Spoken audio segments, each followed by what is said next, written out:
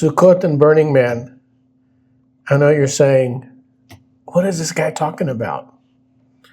Burning Man happens in Nevada. It's in the desert. It's a week-long event.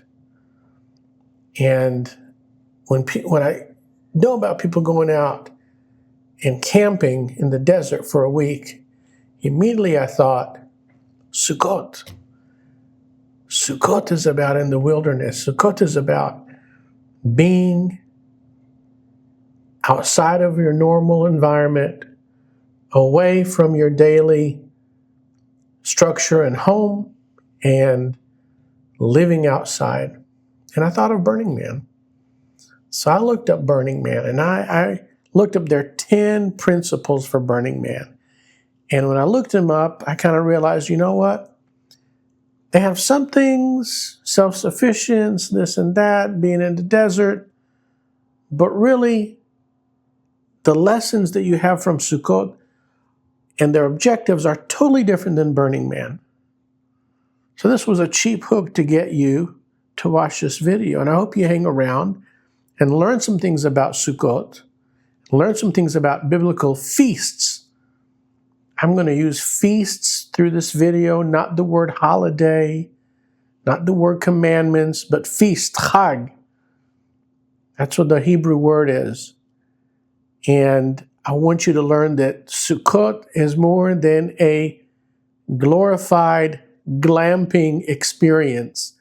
You may never have heard of the word glamping, but glamping is glamorous camping. That is camping for people with tender feet. Camping for people who got to have an air mattress, a fan, an air conditioner. But in the Bible, there is another name that we can find this festival, and it's called Chag HaAsif, the Feast of Gathering, the Feast of Harvest. If you look in the book of Deuteronomy, chapter 16, the book of Dvarim in Hebrew, at the end of the parasha of Re'eh, that's where this is, it says, you shall appear before your God Adonai in the place that God will choose. It's Jerusalem. And there are 3 festivals to be held in Jerusalem, in the city on a hill. And if you continue reading, you'll see those 3 festivals. And I'll tell you what it says here.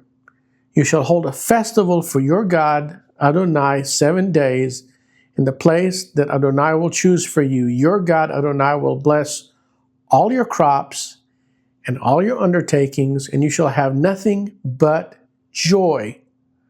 7 days of nothing but joy. Who would not want to take a break from their life, from their world, for 7 days of nothing but joy? I mean, we should be able to sell that any day, everywhere. Ultimately, people are looking for joy. This is a week of joy. Now, it's tied to harvest. And the kind of joy that a farmer has is when he gets to the end of the harvest and the harvest is done and they are full of joy. I remember when I was in college in Cookeville, Tennessee, one evening I was invited to my roommate's girlfriend's house. And I got to the house, everyone's sitting in the garage. They're snapping beans. They're shucking corn. It's a huge mountain of corn everywhere inside the garage. And I said, sure, give me some. Teach me what to do. I grew up in the city in Jerusalem. Never had a garden.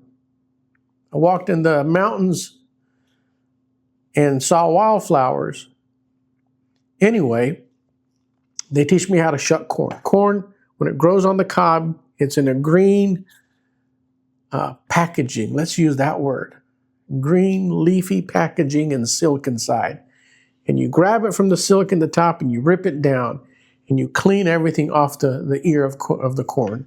You snap it off at the bottom. That's sometimes how you see it packaged in the grocery store. Anyway, we sat there for hours doing this. The mother was taking the ears of corn, preparing them because she was going to prepare them for the winter. Becky's mom, I don't know if she cut it and blanched it and froze it, whatever, but they were setting their stuff together for the winter. I was so tired that night, had one of the better sleeps that I had in college that night. But a farmer is full of joy when the bugs and the drought and the weeds have not overtaken his crops. He's full of thanks. He knows that he is fully reliant on God Adonai, the creator of heaven and earth, and all that he has is from him. Now, let me tell you this. I raised the garden here in the States. I have a picture of every first fruits that came from the garden. Broccoli, corn, tomato, cabbages, everything. When you see the flowers turn into fruit and the fruit become ready to eat, there is nothing more joyful than appreciating the bounty of your own hands and labor. Now, that bounty of hands and labor also sits with us in this festival of Sucot, because I have fond memories as a child. We lived in a first floor apartment. It was the back porch was about 1.5 feet from the bottom of the ground. It had railing on it. And I remember helping my dad build a sukkah, the first sukkah, outside our porch in the backyard. He did the hammering. All I did was hold pieces of wood. Whatever he told me to bring, hold, that's what I did. But he built a small sukkah. I brought like 3 pictures with me when I came to the States, physical photos. I'm looking for this photo, but one of them was of Dad in the sukkah that we built together. And nailed it, tied it together. Mom brought sheets. I don't know if he used a staple gun. I don't remember, but we had sheets tied for the walls. We had branches of trees that he broke from the neighbors' yards or whatever. I don't know what. We had branches of trees that were supposed to be the covering. And as a family, we all worked on building this sukkah. Together with my sister and my mom, we took, bands of paper and made a chain, paper chains, different colors. We painted pictures, did everything and hung it up. It was gorgeous. And we worked on carrying furniture over the railing into the sukkah, a small table, chairs. And I remember Mom using pins to pin the pictures on the fabric walls. And it was a grand event. And for the rest of that week, we sat outside. We had meals there. It was a fun event because it was different than any other experience that we had. People would decorate with lemons, with oranges, with pomegranates strung up, hanging from, the branches. It's just a unique experience. And I think even Dad got an extension cord with a bear bulb hanging from the top at nighttime so we could have some light to eat.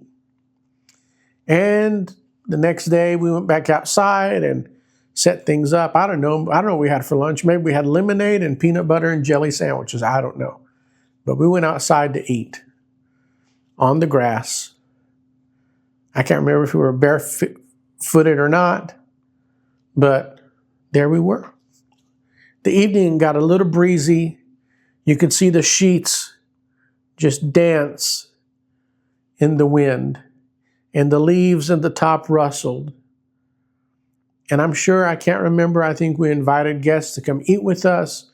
It was very small. It was a very small space. But that was the last year that we built a sukkah for me as a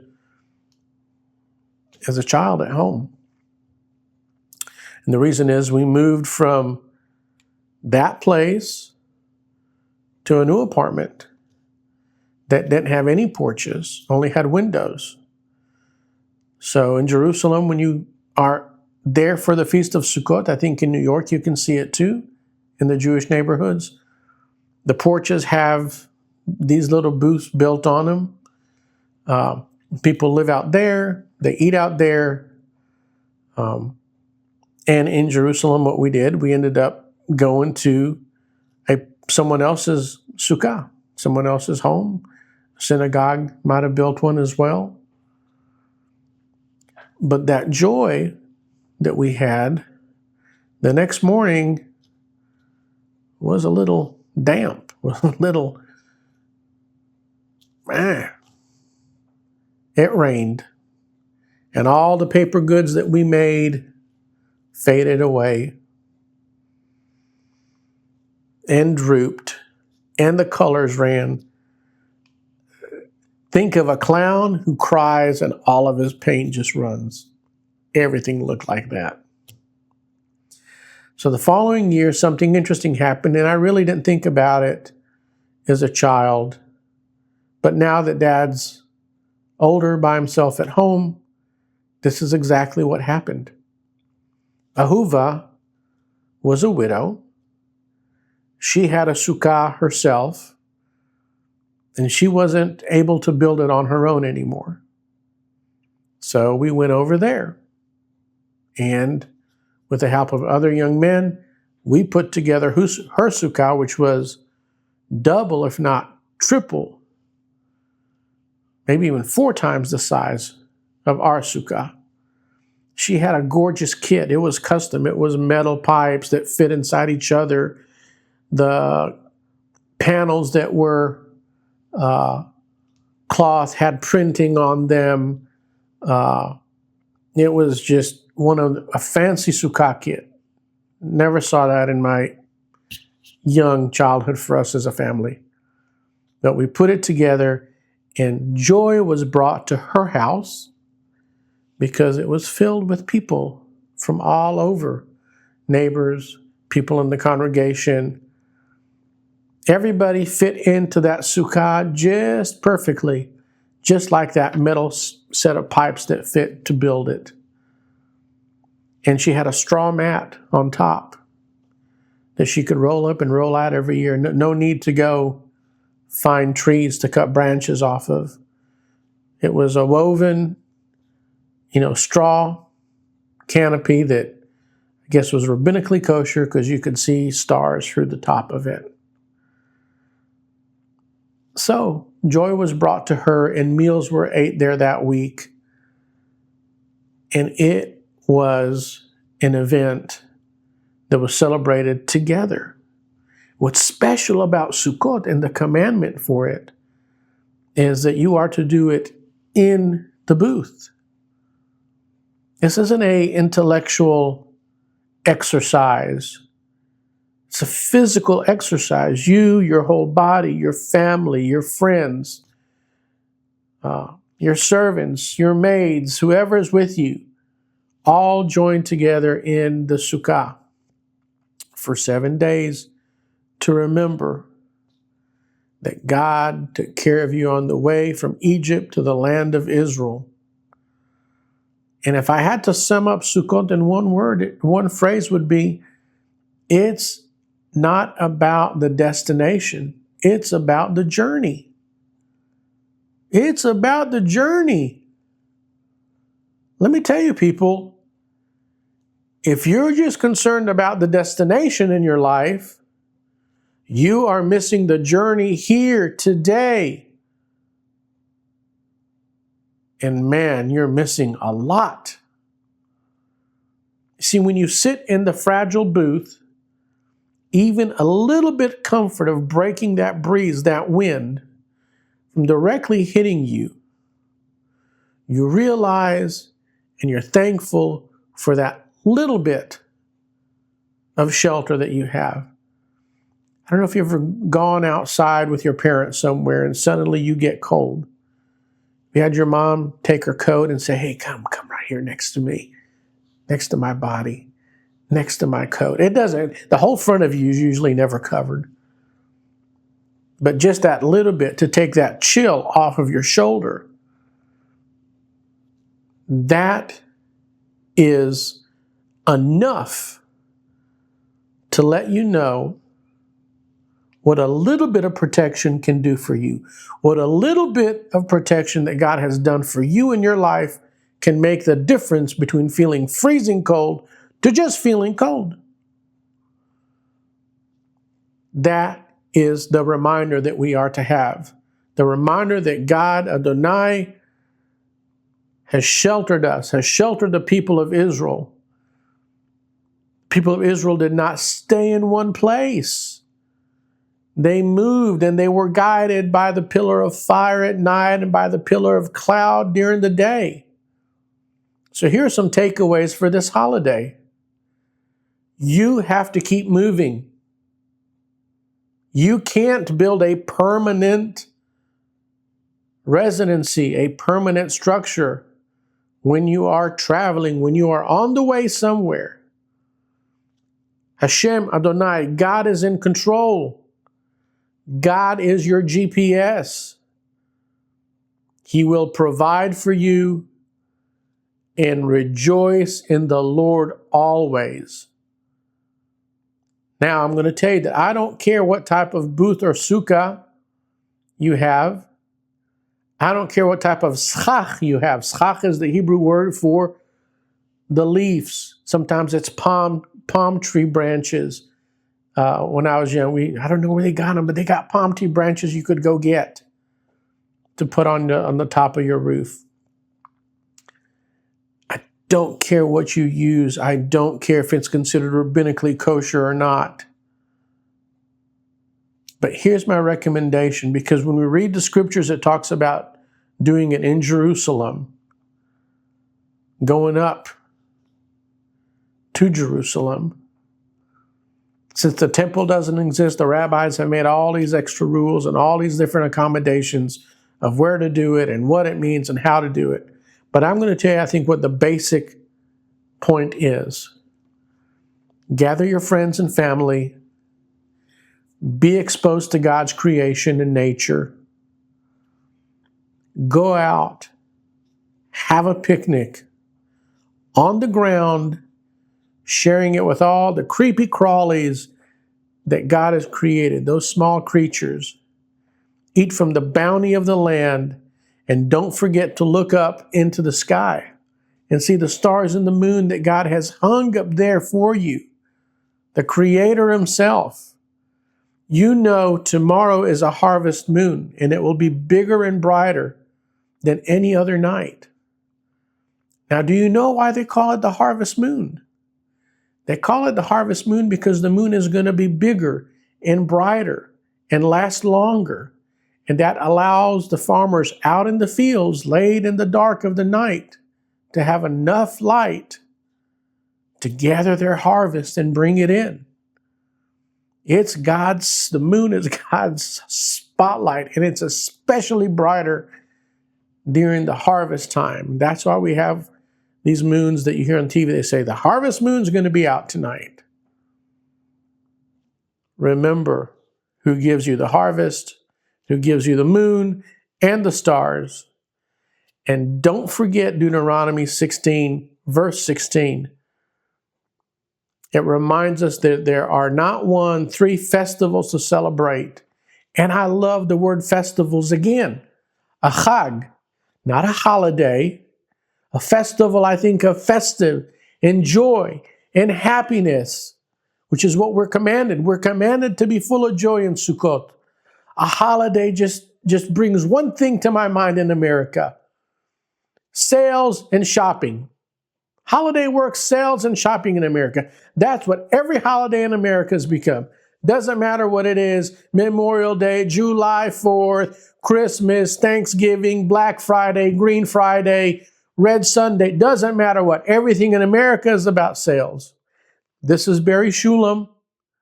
May you have a blessed week and come back and visit us again. Shalom. Nativia International, www.netivyahinternational.org.